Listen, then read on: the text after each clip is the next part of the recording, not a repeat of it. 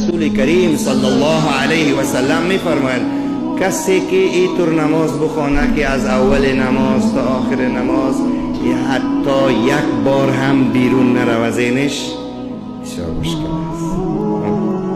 بسیار مشکل است. خداوند براتون نصیب کنه. اگر کسی تمرین را کرد که بسان میگیم سرش گپ میزنیم انشاءالله و این کار توانست که انشاءالله میتونه، خداوند شما را توانا در نماز بگردانه. میدونن پیغمبر علیه السلام همیت آدم چی میگه؟ ایتو نماز بخوانن که از اول تا آخر یک بار، حتی یک بار هم زیرش از حضور خداوند دور نروه. خداوند تماما گناهانش هم میبخشه. بگوین الله اکبر. چی میخوایی دیگه؟ چی میخوایی دیگه؟ حق بنده که نباشه دیگه فرایض انجام بده میشه میباشه.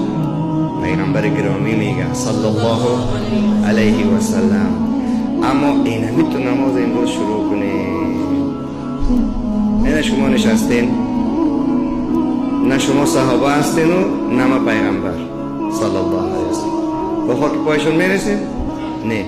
اما شنوندگان دوران رسول الله السلام حضرت اسامه روایت میکنم ما میرفتیم آن جناب برای ما سخنرانی میکردن، تبلیغ دین میکردن، اینطور می نشستیم گویایی که به سرهای ما پرنده است، اگر شور بخوریم میپره. هر جایی که سخن دین گوش بکرد این اینطور بشی.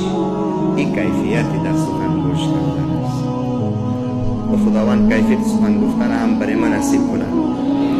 کسی که میخواد پر کیفیت صحبت کنه کمی علم داشته باشه، کمی تقوا داشته باشه، عمل بکنه، تکرار بگویه گپایشه، عامیانه صحبت کنه، شیرین گپ بزنه، زیاد سخت نگویه. من این کیفیت سخن گفتن است. دعا کنیم که برای من نصیب شد.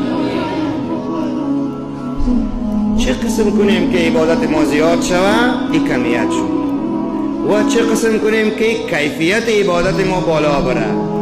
چی داریم ما که نمیتونیم زیاد عبادت کنیم؟ چی عیب است؟ این عیب میگم براتون، خوب گوش کنید. ما چی عیب داریم که زیاد نماز را دراز خوانده نمیتونیم؟ بعضی ما زیاد درود ذکر قرآن خوانده نمیتونیم. بعضی ما به زیر پای تلویزیون فقط انشالله نماز خوانی مازم خفتن که آمدیم چند بجه است خفتن؟ امشب و روز 6:30 15 کم 7 بجه از امی 7 که چشمکای به تلویزیون است. الله اکبر 8 9 10 11 بعضی ها حتی تا 12 و بعضی ها تا 1 بجه صبر داره به دیدن تلویزیون. ولی وقتی که ایره الله جل جلاله به ملاقات خود دعوت میکنه که بنده بیا،